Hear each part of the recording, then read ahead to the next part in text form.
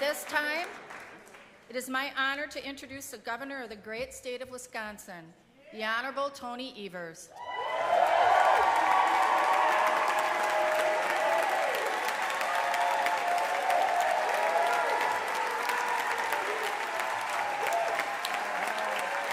Thanks, everybody. Thank you. Thank you. Good evening, Wisconsinites. Honorable Supreme Court justices, tribal nation leaders, constitutional officers, Adjutant General May, members of the Wisconsin National Guard, and active and retired members of our armed forces, cabinet members, legislators, distinguished guests, and Wisconsinites from wherever you're joining us tonight, thank you for being here with us.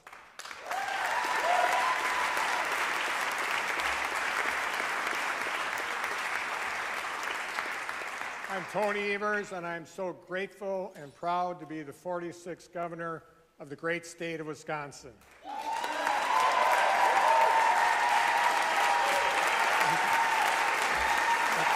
Thank you. Thank you. I see her up there, my forever prom date. Kathy is up in the gallery as well. Kathleen Francis. Kathleen Francis.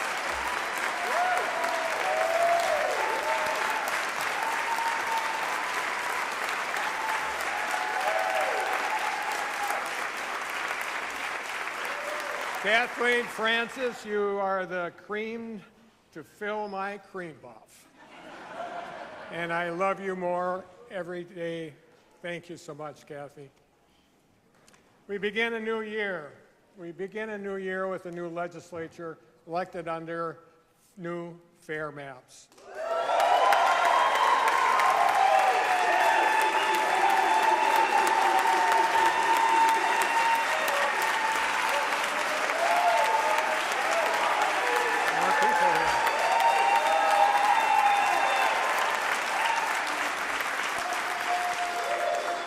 For the first time in a generation, this legislature was not elected under some of the most gerrymandered maps in America.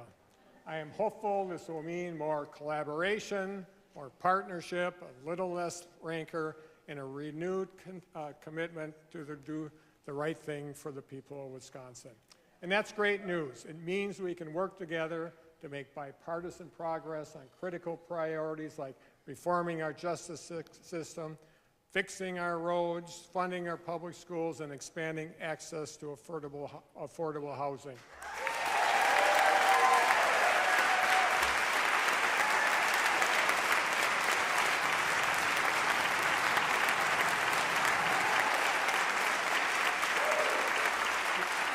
You know, it's no secret that sometimes people in this building disagree and share some differences. Never with me, of course. But we begin this year with, I believe, an urgent need and a mandate to find common ground. So let's get to work. Wisconsinites,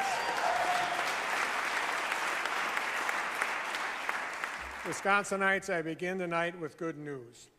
Thanks to our work cutting taxes, Wisconsinites are keeping more of your hard-earned income today than any point in the last 50 years. A new Wisconsin.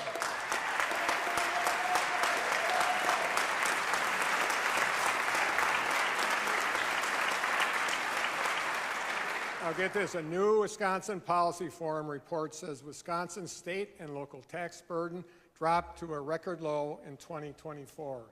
The state and local taxes Wisconsinites pay as a share of your income is the lowest it's been in over half of a century.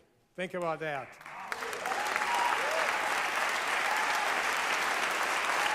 Everybody.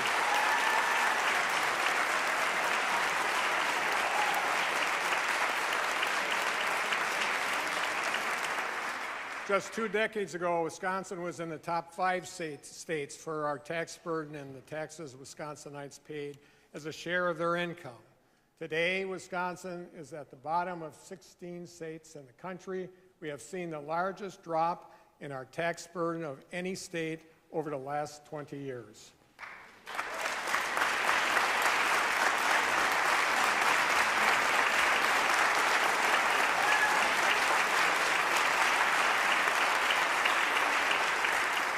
Cutting taxes has been a bipartisan priority for over the last 6 years. I have proposed middle-class tax cuts in every budget I've introduced as governor, and the legislature sent me back some proposals I agreed with, including one of the largest tax cuts in state's history. All told, through the income tax cuts I've signed into law, the most Wisconsinites have seen a 15% income tax cut or more, and the folks will see a $1.5 billion in tax relief each year, primarily targeted to the middle class.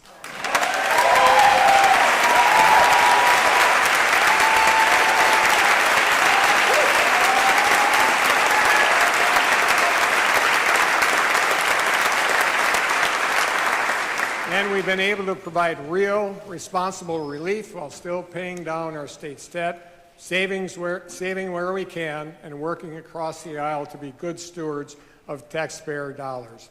After 30 consecutive years of our state's checking account running a deficit, we have ended all 5 fiscal years that I've been governor with a positive balance.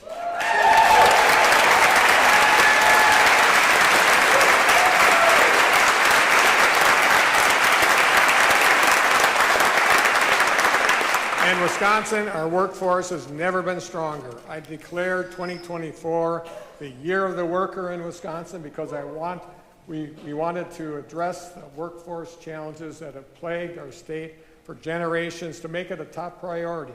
And here are the results so far.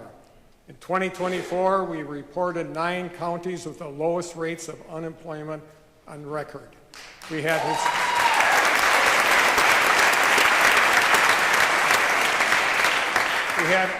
historically low unemployment, and Wisconsin ended the last year with 7 consecutive months of record high employment. Wisconsinites are hard workers by nature, and more Wisconsinites are working than ever before.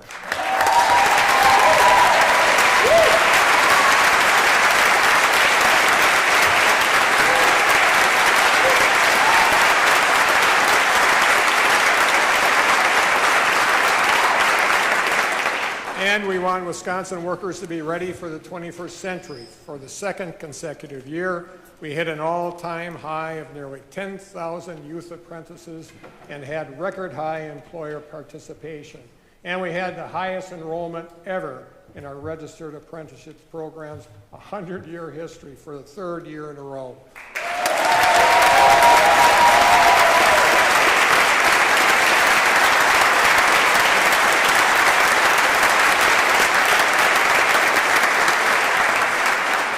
We launched the first ever teacher apprenticeship program to retain new teachers and bolster our education workforce.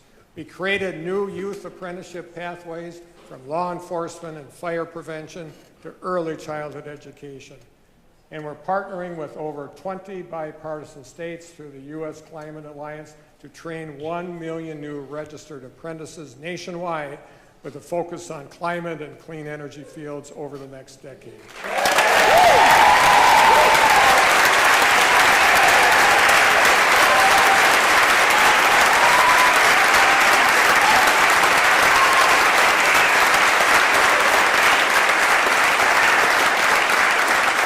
And we're making sure our economy is built for the 21st century, too.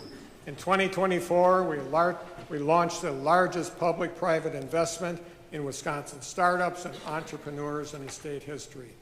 We also welcomed billions of dollars in investments from global companies, including Microsoft, Eli Lilly and Company, and Kikkoman, among others, that will create thousands of jobs here in Wisconsin.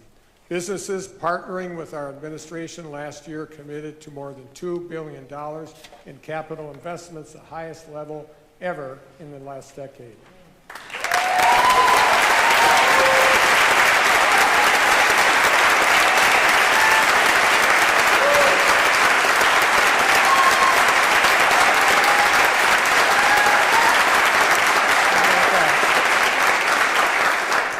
We're also working to make Wisconsin a global leader in health and medical field advances, from developing new technologies to discovering cures and strategies to improve treatment outcomes. We worked with Senator Baldwin to secure Wisconsin's designation as a U.S. regional tech hub. Our tech hub is projected to create over 100,000 jobs and $9 billion worth of economic development in Wisconsin over the next decade alone.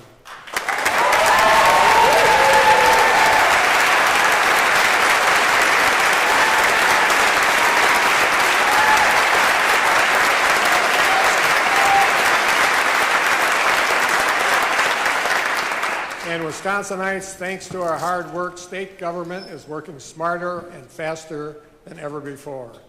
We've been able to modernize and improve programs that can help improve your daily lives. It's about making sure government works and works better for you. We expedited community infrastructure projects for drinking water by cutting the review time for engineering plans in half. We partnered with the technical colleges to streamline licensing for students, helping make sure they could join our strapped healthcare workforce as soon as possible. We also created the first ever interactive mapping tool for producers to be able to monitor animal diseases outbreaks across Wisconsin.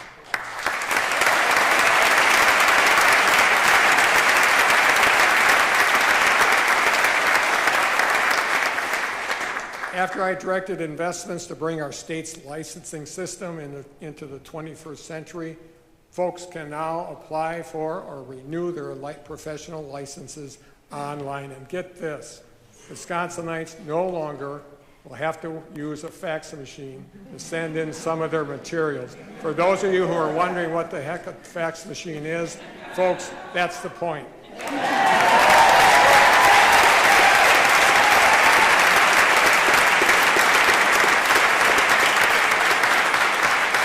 Created a new system to help professionals respond to drug overdoses, identifying dangerous trends in our communities, and getting information out quicker to folks that need it. We made it possible to purchase state trail passes online so folks no longer have to carry a paper pass on the trails. And we launched a new app for our state-run veterans homes so that loved ones can stay up to speed on their veterans' medical care.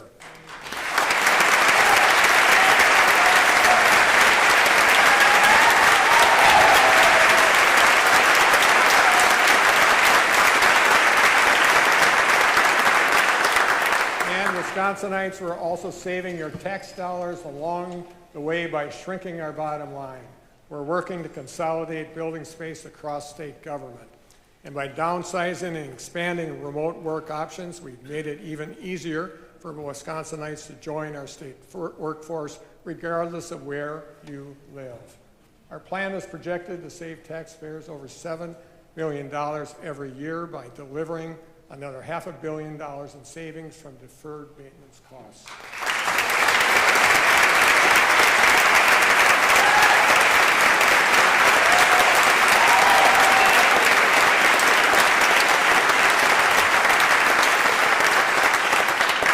Wisconsin, we accomplished a lot this last year. We have shown that we can get a lot of good things done when politics stay out of our way. There is, as always, more work to do, and our work together continues here tonight. I will soon introduce our next state budget, laying out our state's top policy priorities for the next 2 years. Every budget I have ever built began first by doing what's best for our kids, and this one will be no different. So I will again propose historic investments in K-12 education.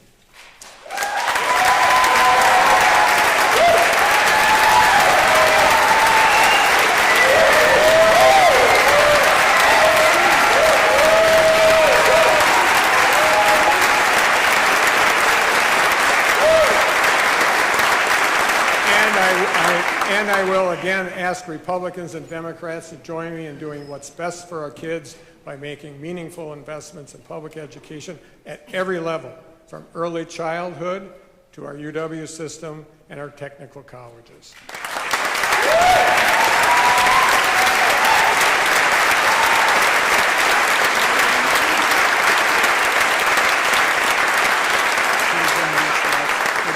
is that the legislature need not wait until I introduce my budget to get to work.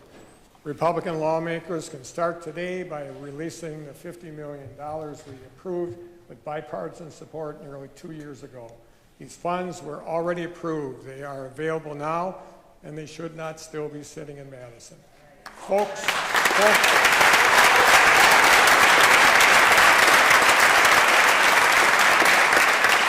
our kids and their future are too important for politics.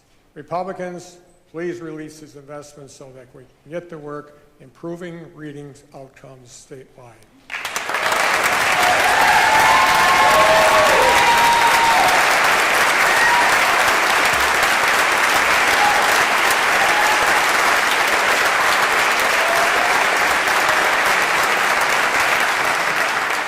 We have to do more to improve outcomes for our kids. And yes, that means making meaningful investments in our public schools.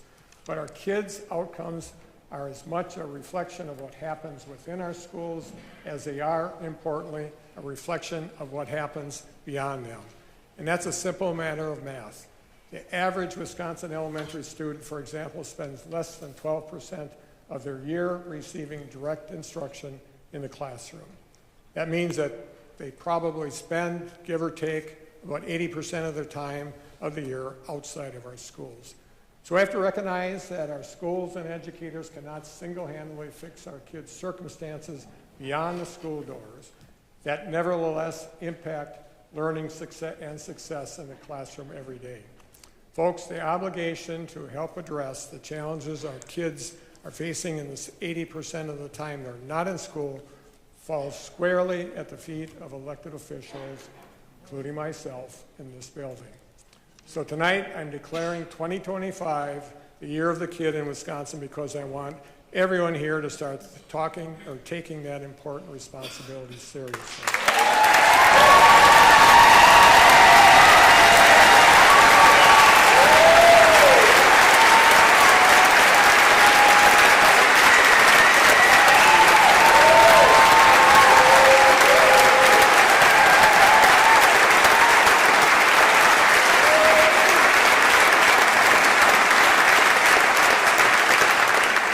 I will keep saying this until the folks in this building finally hear me. If we want to improve our kids' outcomes, then we have to shorten the odds. If we want our educators and schools to be able to do their very best work in the hours our kids are with them, we have to set them up for success. And we have to start by making sure our kids can bring their full and best selves to our classrooms. Kids in class should be focused on learning, not wondering when and whether they'll eat next.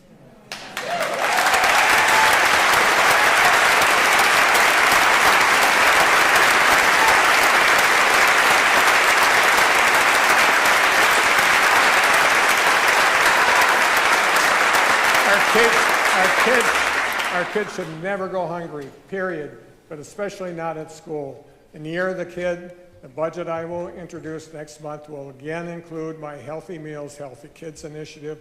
Let's end school meal debt and make sure every kid has a healthy breakfast and lunch at school with no stigma at no cost.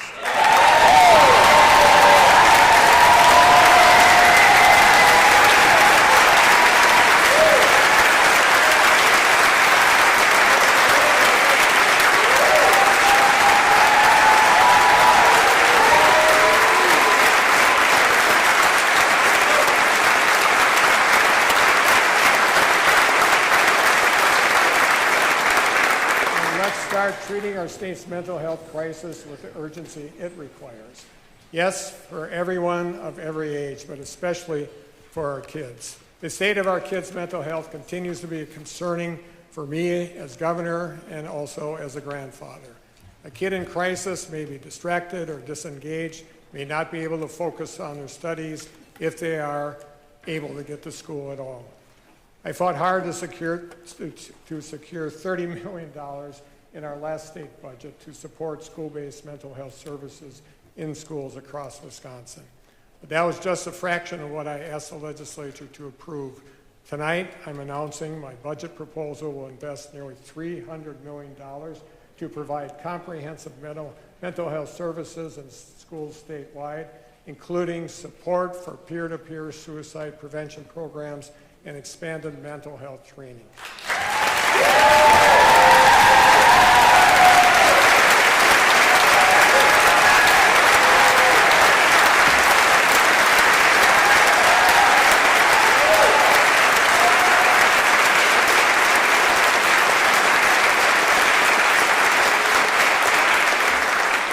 Making sure our kids are healthy, physically and mentally, is a crucial part of improving outcomes in our classrooms. But we have to connect the dots between school achievement and the challenges our kids are facing at home and in our communities. Take lack of access to clean and safe drinking water as an example. There is no safe level of lead exposure for kids, none. According to the CDC, even the smallest exposure can have serious long-term consequences and can even, quote, reduce a child's learning capacity, ability to pay attention, and academic achievement, end quote.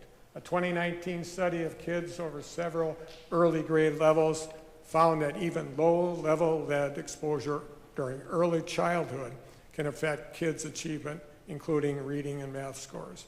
It also showed that even additional schooling and physically maturing, quote, are not sufficient to offset the damage caused by early childhood exposure, end quote. My Healthy Meals, Healthy Kids plan will also help modernize bubblers, we call them bubblers in Wisconsin, at schools across Wisconsin to remove harmful contaminants.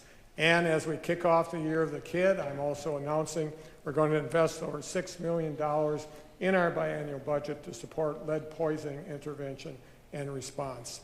And I'm announcing this week that I'll approve a Department of Health Services emergency rule strengthening Wisconsin's lead standards so more kids and more families will be eligible for these critical resources.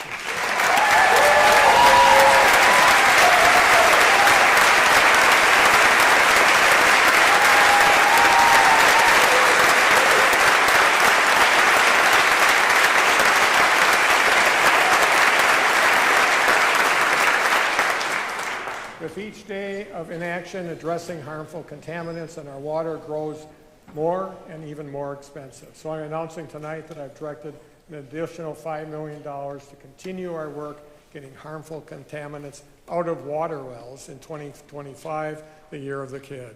It's about doing what's best for our kids and families. Simple as that.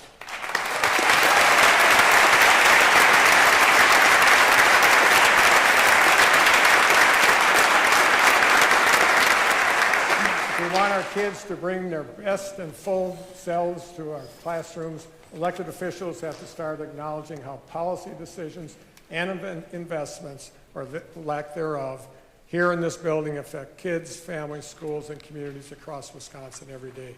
Whether or not kids and families have access to safe, reliable housing affects kids at school. Whether or not kids and families have a way to safely and efficiently travel to and from home and work affects kids at school. Living in a traumatic or unsafe home environment affects kids at school. Lack of access to preventive health care and dental care and eye care affects kids in school. The state cannot continue to shirk responsibility for the 80% of time our kids are not in our classrooms. That 80% falls on us.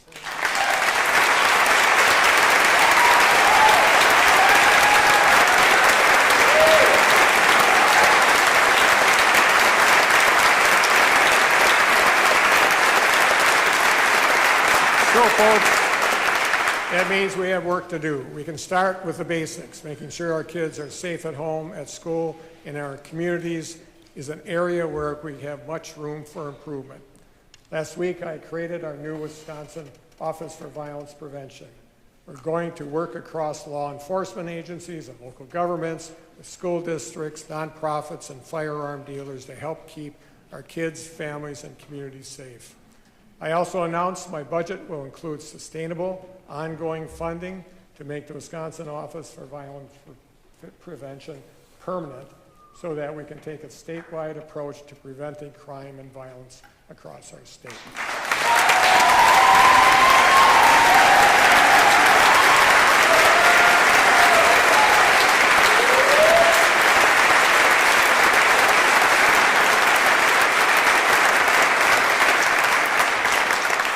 I will again be proposing significant investments in our next state budget to expand access to mental and behavioral health services across our state.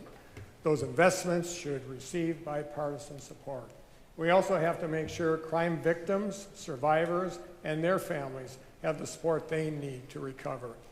I directed millions of dollars to keep the Victims of Crime Act providers afloat when the federal funds were cut.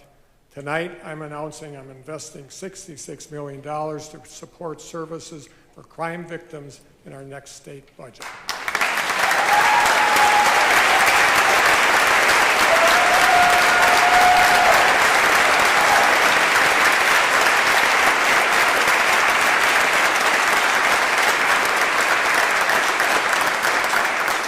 But these actions alone cannot be our only effort to reduce crime and violence and keep our kids, families, and communities safe.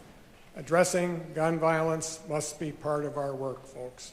In recent years, Wisconsin has seen about a 21% decrease in homicide, a nearly 30% decrease in burglary, and almost a 50% decrease in motor vehicle theft.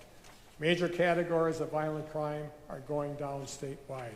And yet, the rate of gun deaths in Wisconsin is trending in the opposite direction. According to Everytown for Gun Safety, the rate of gun deaths increased in Wisconsin by 54% between 2014 and 2023, compared to a 34% increase nationwide over that same time period. 37 days ago, a shooting at Abundant Life Christian School in Madison took the lives of Aaron and Ruby, a student and an educator who woke up and went to school that morning, will never return home. 6 others were injured, and countless lives will never be the same. Folks, Wisconsinites sent us here to see big problems and fix them. We cannot let common sense get lost in debates over whether basic policies could have prevented the most recent shooting, or the one before that, or the one before that. We aren't here in Madison to quibble about the semantics of the last shooting. We are here to do everything we can to prevent the next one.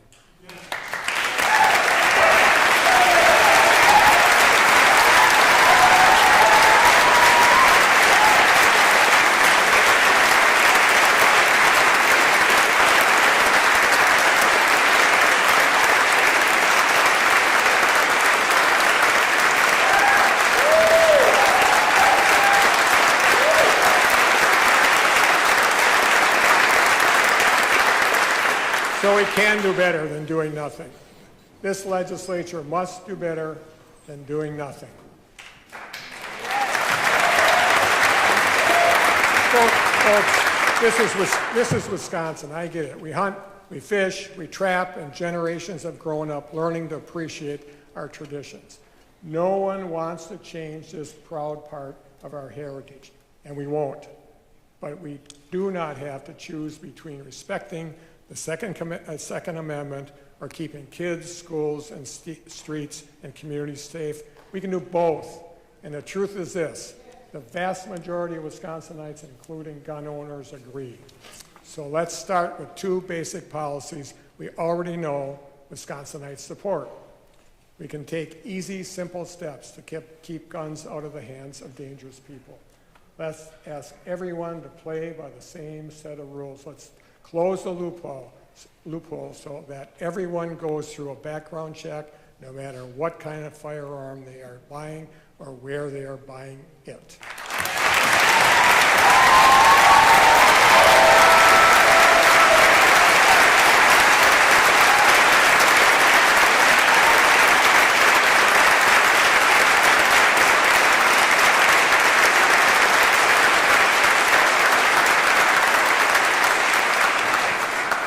And the second thing we can do is pass a red flag law to give law enforcement and loved ones the tools they need to get guns out of the home when someone is a dangerous risk to themselves or others. Just last month, we saw how crucial red flag laws can be to prevent tragedy. Shortly after the shooting at Abundant Life, law enforcement discovered the shooter had potentially plotted with a man in another state who was allegedly planning his own mass shooting. Because he lives in a state with a red flag law, law enforcement was able to get an emergency protective order requiring him to surrender his firearms before he could move forward with his plan. Their quick work almost certainly saved lives. Without red flag laws, law enforcement in Wisconsin are often unable to intervene unless a crime has already been committed. At that point, sometimes it's too late. We have to change that. So let's do what an overwhelmingly majority of Wisconsinites, including our gun owners, believe we should. Let's give law enforcement and loved ones the tools they need by passing a red flag law here in Wisconsin.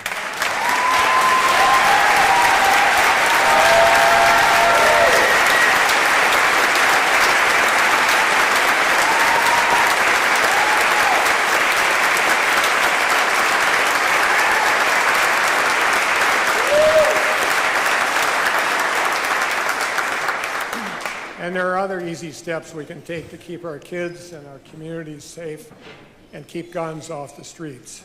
We can keep guns out of the hands of domestic abusers. We can help make sure that guns in homes where there are kids or someone prohibited from possessing a firearm are locked away or have a trigger lock engaged. We can help make sure that firearms at retailers are secured when their business is unattended. We can help make sure that if a firearm is lost or stolen, law enforcement is immediately notified. We should be able to get this common self stuff done with bipartisan support, folks.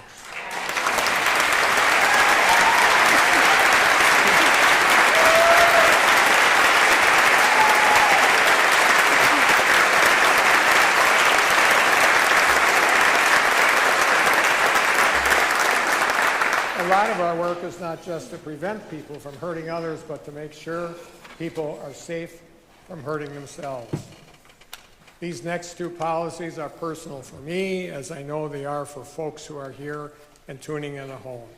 Please know that if you or someone you know is struggling, help is always available.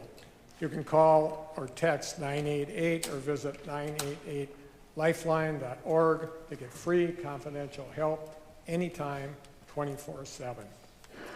Just 3 years ago, as I delivered my State of the State address, State Representative Jonathan Brostoff sat right there in one of these seats.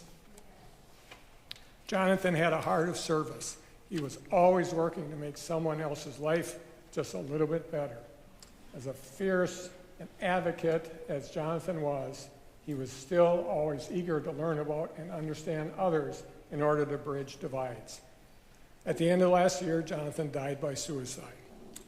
We are so deeply saddened that he is no longer with us. Jonathan's wife, Diana, and his parents, Phyllis and Alan, are here with us in the gallery tonight. Please stand and join me in recognizing them.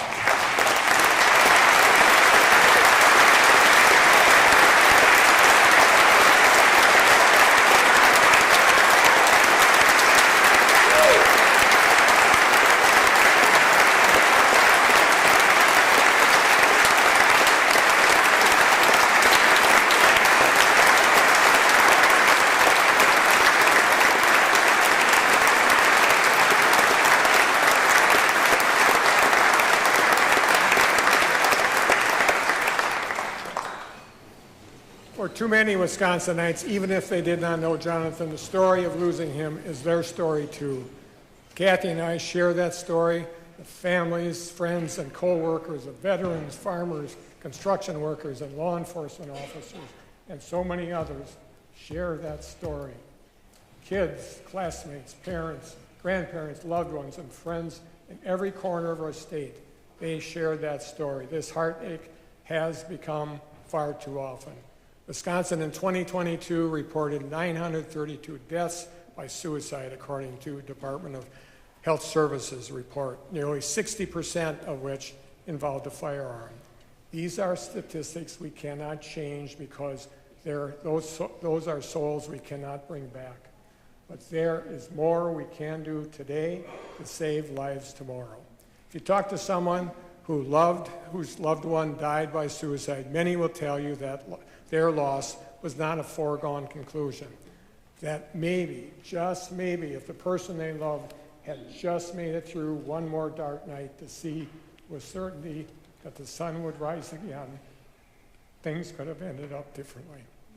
Tonight, I am asking this legislature to give the family and the next one and the family after that hope for that same opportunity.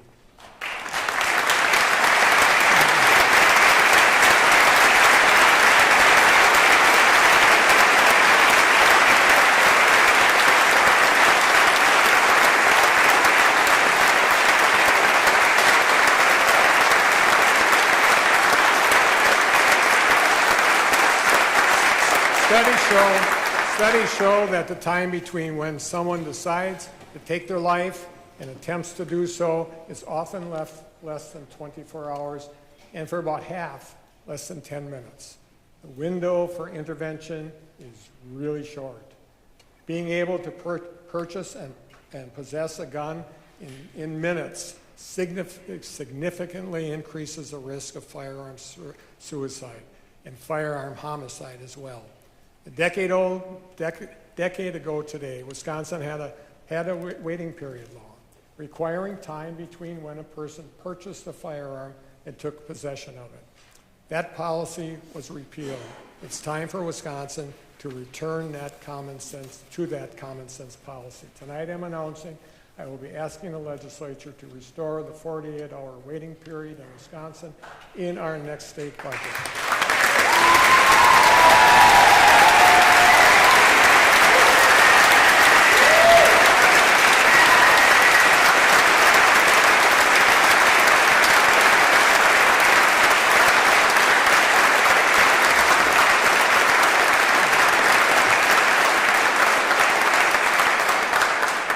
I am also announcing tonight a new self-assigned firearm exclusion program, or SAFE, to help reduce suicide by firearm. We can help make sure folks have a plan to keep themselves safe when they are in a crisis. Our SAFE program will allow Wisconsinites to temporarily and voluntarily register to prevent themselves from purchasing a firearm. Registering SAFE could make a real difference and even save someone's life. Let's get this done.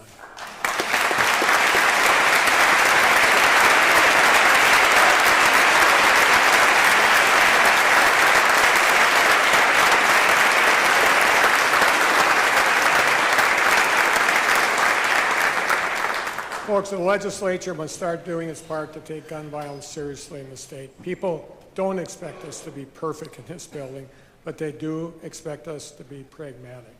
People don't expect us to acquiesce to each concept of every policy put before us, but they do expect us to at least have the courage to engage in a conversation. People don't expect us to agree with each other 100% of the time, but they do expect us to have the guts to give reasonable policies a vote. Let's do better for Wisconsin than doing nothing.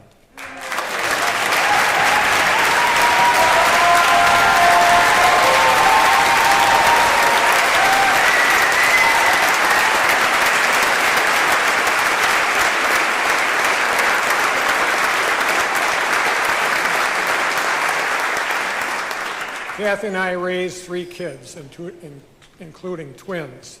We know that for parents, nothing is more important than our kids' safety, no matter where they are.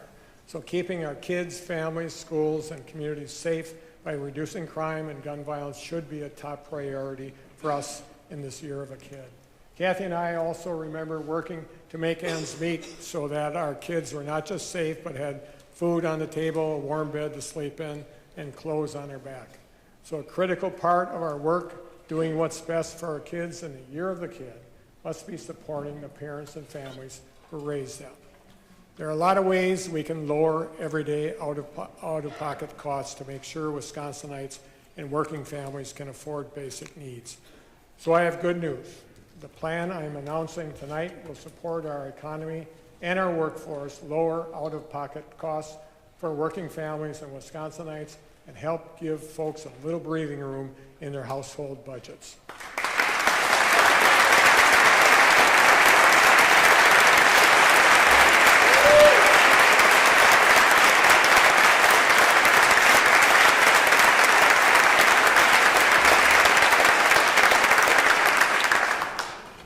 surprise, child care is too darn expensive.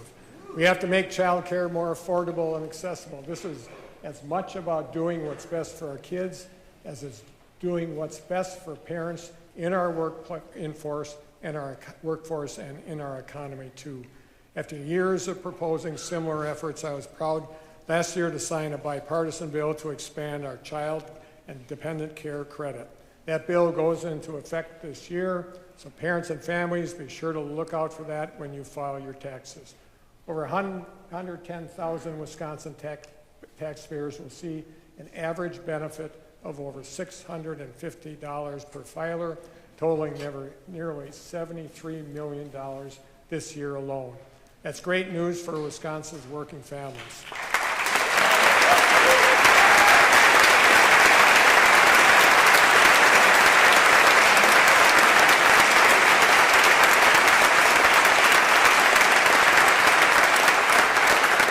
But we have to do more to lower the out-of-pocket costs working families are paying for child care every day.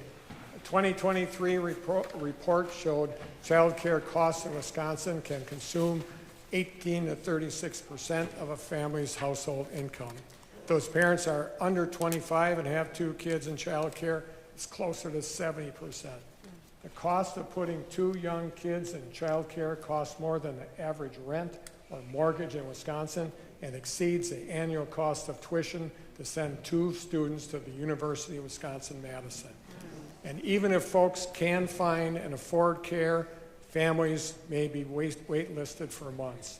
Child care providers across Wisconsin surveyed last fall had 48,000 kids on wait lists, with nearly 60% of providers having unutilized capacity, often because they needed more workers. Child care providers are stuck increasing costs while keeping classrooms closed and serving fewer kids as wait lists grow. Getting providers up to full capacity would mean serving another 33,000 kids. Wisconsin's child care crisis affects not only our kids, families, and child care providers, but our state employers, workforce, and economy too. I've repeatedly proposed plans to lower the cost of child care, of which Republican lawmakers rejected. So I directed $170 million in emergency funding to keep our child care industry afloat. But folks, that was 15 months ago. We must do better than nothing when it comes to making child care more affordable.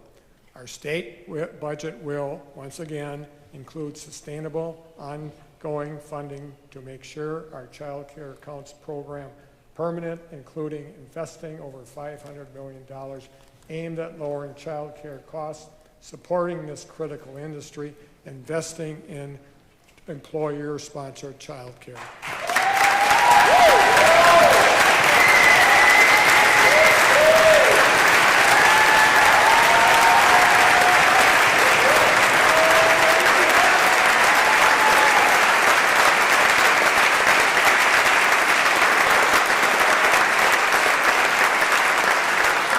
When we're looking at everyday out-of-pocket costs, child care is not the only thing folks are struggling to afford.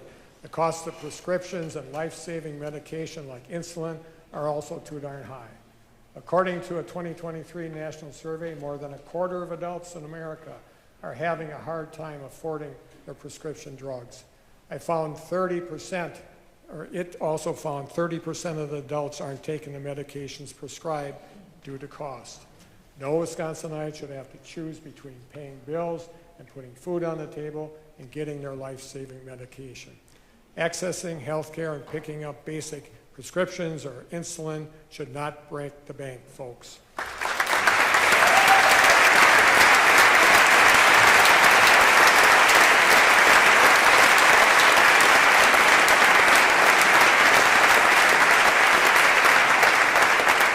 So let's work to lower the cost of prescriptions and protect consumers from price gouging on life-saving medication. Through my Less for RX plan, I will again ask Republicans and Democrats to work together to approve new state programs aimed at setting price ceilings for prescriptions and improving oversight of drug companies to make sure Wisconsinites are getting a fair shake. Let's remove the sales tax on over-the-counter medications and cap the copay on insulin at $35 while we're at it.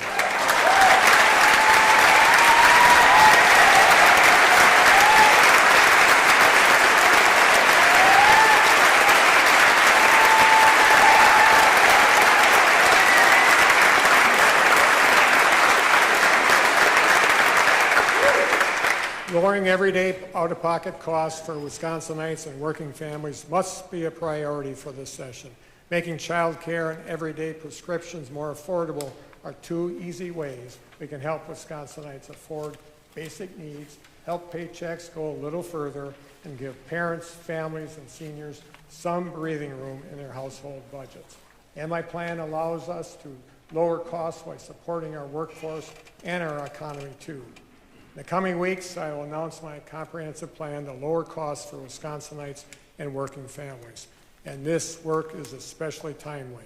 We've already seen steps taken in Washington in recent days that could significantly increase costs, hurt Wisconsinites and working families, and leave a lot of uncertainty for our economy here in Wisconsin. A lot has happened in Washington in the last 72 hours, and I know there's a lot of angst about what may happen in these days, months, and years ahead. I want to talk about what it means for Wisconsin and how we move forward together. So let's talk about immigration. These lands were inhabited by indigenous peoples for millennia before people from France, Great Britain, Norway, Holland, Sweden,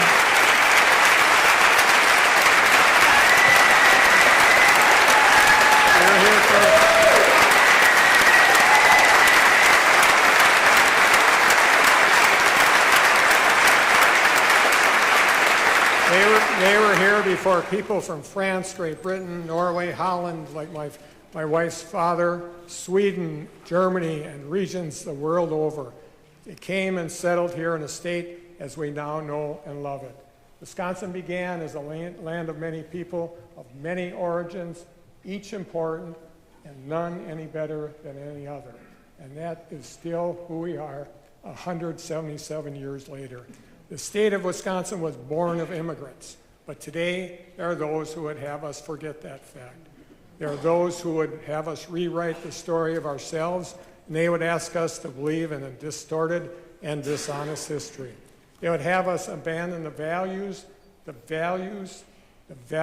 made us who we are as the people whose blood, love, and labor make our state great. We cannot, and we will not. Wisconsinites are honest people. We tell the truth.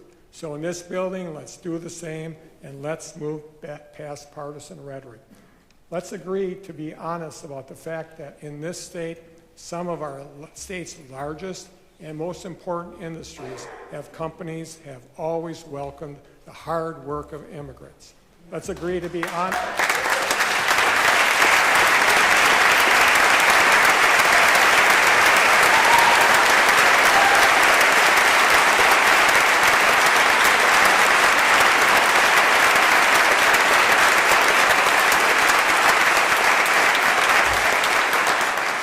Let's agree to be honest about the fact that the story of our state's success today is told in the labor of over 3 million Wisconsinites, including tens of thousands of workers whose only transgression to date was not having the good fortune of being born in this country.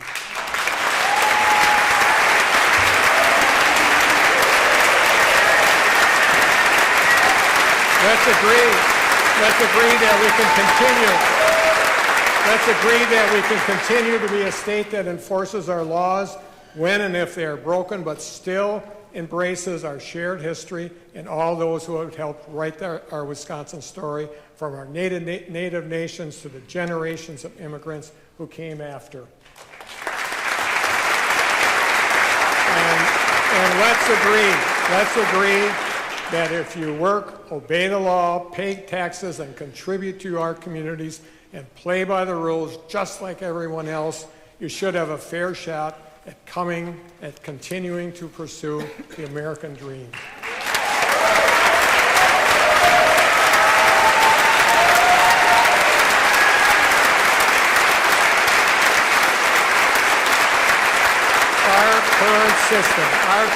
system is unworkable and unsustainable. There must be bipartisan work towards a solution that builds upon the strength of our country without threatening our economy's success. Wisconsin, we cannot allow reckless decisions in Washington to stymie our Wisconsin economic momentum. We cannot stall our progress towards fixing the problems that have plagued our state for generations. We cannot afford to lose the prosperity for posterity that we've worked hard to build together. I have always been willing to work with anyone who is willing to do the right thing for the people of Wisconsin, and that has not changed. But I will not compromise on our Wisconsin values, treating people with kindness, dignity, empathy, and respect. And I will continue to deliver on my promise to fight for the values and priorities that I have every day as your governor.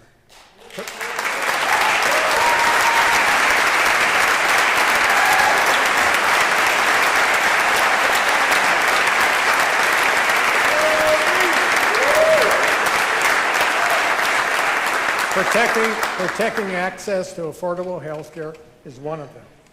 The Affordable Care Act ensures coverage for millions of Wisconsinites, including folks who have pre-existing conditions. Women are no longer charged more than men. We no longer have annual or lifetime limits on the care patients receive. So I promise you this, I'll fight every effort to repeal the Affordable Care Act, just as I have done since day one as governor.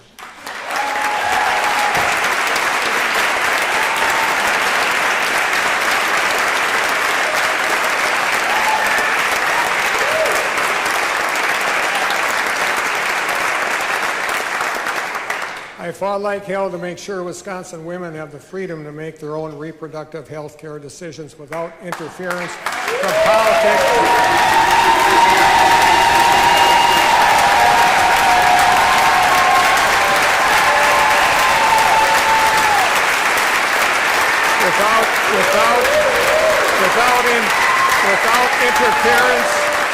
Without interference from politicians in this building who know nothing about their life, their faith, or their circumstances, and I fought like hell to restore access to safe, legal abortion in Wisconsin. And on the 52nd anniversary of Roe v. Wade, I'll tell you tonight that I'll fight like hell against every effort and veto any bill that makes access to abortion, birth control, infertility treatments, and any other part of reproductive health care any less accessible than it is today. And that's a promise.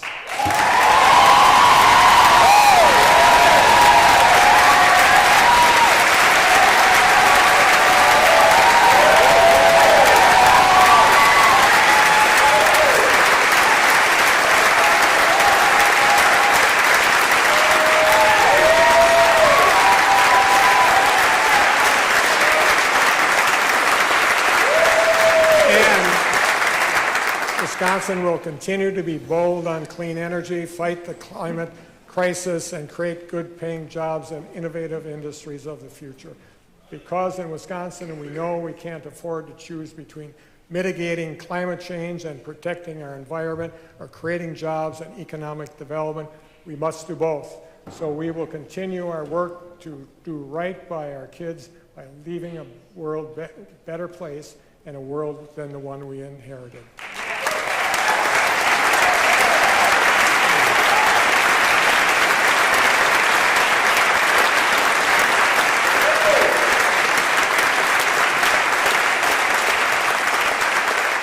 And to our LGBTQ kids and Wisconsinites, you know the promise I made to you, the promise I have always been proud to keep. I will veto any bill that makes Wisconsin a less safe, less inclusive, and less welcoming place, and I'll never stop delivering on my promise to use every power available to me to defend you, protect your rights, and keep you safe.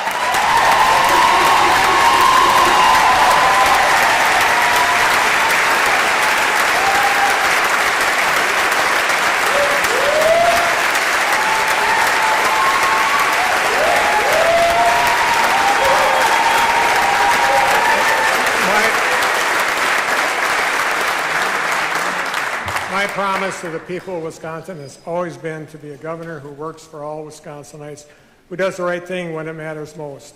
That is a promise I will continue to keep. If everyone here is more intent on doing more for others than themselves, more focused on what we can accomplish together than what they can gain on their own, and committed to doing what's right rather than what's best for their personal politics, we will get a lot done for the people we are here to serve.